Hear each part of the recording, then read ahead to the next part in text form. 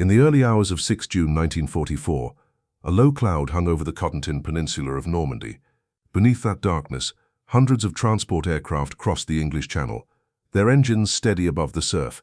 Inside each C-47 Dakota, American paratroopers of the 101st and 82nd Airborne Divisions sat in silence, helmets pressed against knees, awaiting the green light that would drop them into occupied France. Their mission was to secure key bridges and road junctions behind Utah Beach before dawn. Among the equipment aboard the lead aircraft was a newly issued SCR-300 radio transmitter, the first portable FM field set of its kind. Its operators, Lieutenant Sam Riley and Sergeant Paul Norton, had been trained to use it to coordinate the initial drop zones for Pathfinder teams already on the ground. It was meant to be a breakthrough in airborne communication. Instead, a single faulty component would alter the night's events more profoundly than any plan from headquarters. The drop commenced at 01:30 hours. Anti-aircraft fire from German positions near Sainte-Mère-Église illuminated the clouds in sudden orange bursts. Paratroopers jumped through turbulence, scattering across miles of farmland. Riley's aircraft banked sharply to avoid flak, and during the maneuver, the SCR-300 lost its signal tone. Norton attempted to retune the frequency, but the channel failed to transmit. The set's power coil had cracked under vibration. The intended signal, a beacon code confirming the DZC landing zone, never reached the following formation. Without that confirmation, the second wave of aircraft veered south, believing the zone compromised. They redirected toward an alternate area, a cluster of fields near the village of Angevilla-Plain. It was an unplanned deviation, the sort that could easily spell disaster. Yet in this case, it was the deviation that saved them. Unknown to Allied planners, a German regiment from the 91st Infantry Division had been repositioned hours earlier to reinforce the hedgerow country just east of the original drop site. The ambush line was waiting, machine guns sighted on the fields designated DZC.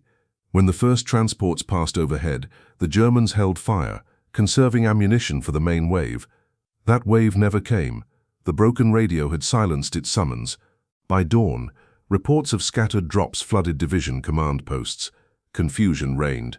The airborne assault, already complex, now risked collapse through miscommunication. Yet as morning light spread across the bocage, the unintentional dispersion produced unexpected advantages.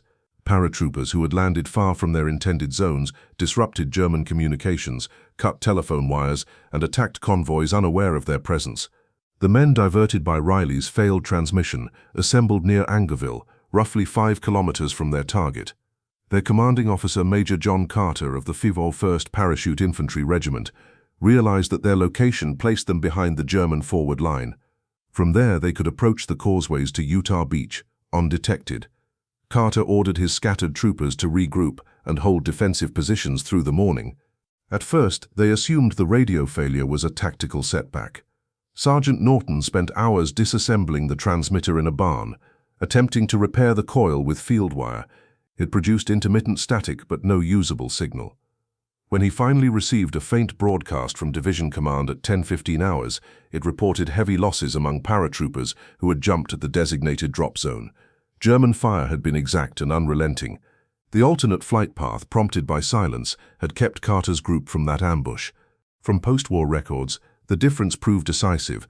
Of the paratroopers who landed within the intended area, nearly 60% became casualties or prisoners by the end of D-Day. Those diverted southward, numbering just over 300, suffered fewer than 30 losses. The malfunctioning SCR-300 had, by pure accident, spared an entire company from annihilation. The story was not widely known during the war. Radio faults were common in the early use of airborne FM sets, and most after-action reports recorded them merely as equipment failures.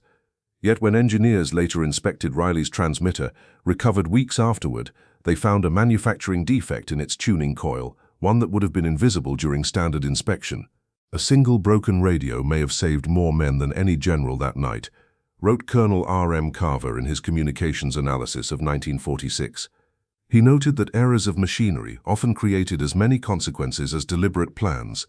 The war in Europe, fought through vast coordination of signal and movement, relied upon fragile lines of communication where the absence of one message could change a battle's shape. On the ground, the paratroopers at Angeville were unaware of their fortune. They spent the morning engaging isolated German patrols, clearing the stone-walled village house by house. Among them was a combat medic, Kenneth Moore, who later used the Church of WWII as an aid station, treating both American and German wounded. His calm efficiency under fire became one of the enduring images of D-Day's airborne landings. The men defending that position owed their very presence there to a silent transmitter in the dark. The airborne divisions achieved their objectives through a mixture of skill, confusion, and sheer improvisation. Pathfinders marking drop zones with radar beacons had been blown off course by strong winds. Many units never received the signals that were meant to guide them. Some pilots released their troops miles from target, others turned back, mistaking smoke for fog. Amid this chaos, the absence of one radio call did not stand out, yet its consequences rippled outward like invisible waves. Strategically, the scattered landings helped confuse German response.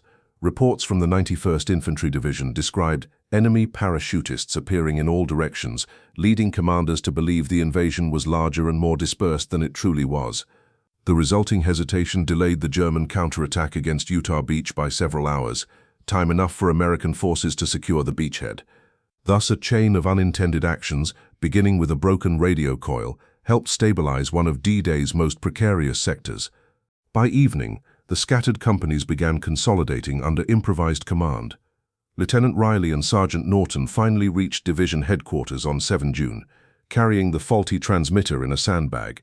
It was logged as equipment non-functional, recovery pending repair. Neither man received commendation. Their equipment had technically failed its mission. Yet years later, communications historians studying the Normandy operation highlighted the event as a case study in operational luck, the intersection of human error and strategic fortune. For the paratroopers who survived, that night's silence lingered as memory rather than miracle. In letters home, several wrote of the confusion, the lost landmarks, the eerie quiet after the jump. One recalled, "We waited for the signal that never came. Maybe that's what kept us alive." Private W. Hardy, 501st PIR, personal letter, July 1944. The D-Day airborne operations remain one of the most complex coordination efforts of the Second World War. Over 13,000 paratroopers, 2,000 aircraft, and a network of communications still in its infancy. Amid that scale, the fragility of each link stands out. The SCR-300, hailed as revolutionary, was powerful but delicate, its valves and coils vulnerable to vibration. Engineers would later redesign the housing for shock resistance, a small technical change born from a night when silence proved more effective than speech. As historians review the records of that day, the story of the broken radio endures as a reminder that warfare often pivots on imperfection. Not every success arises from planning. Some are born from absence, delay, or chance. On D-Day, amid the thousands of signals crackling across the airwaves, it was the one that failed to transmit that carried the greatest consequence. The fields near Angevillers-Plaine are quiet now, lined with hedgerows that conceal no soldiers, only the faint hum of wind through grass. The church still stands, its pews marked by the stains of a medic's work.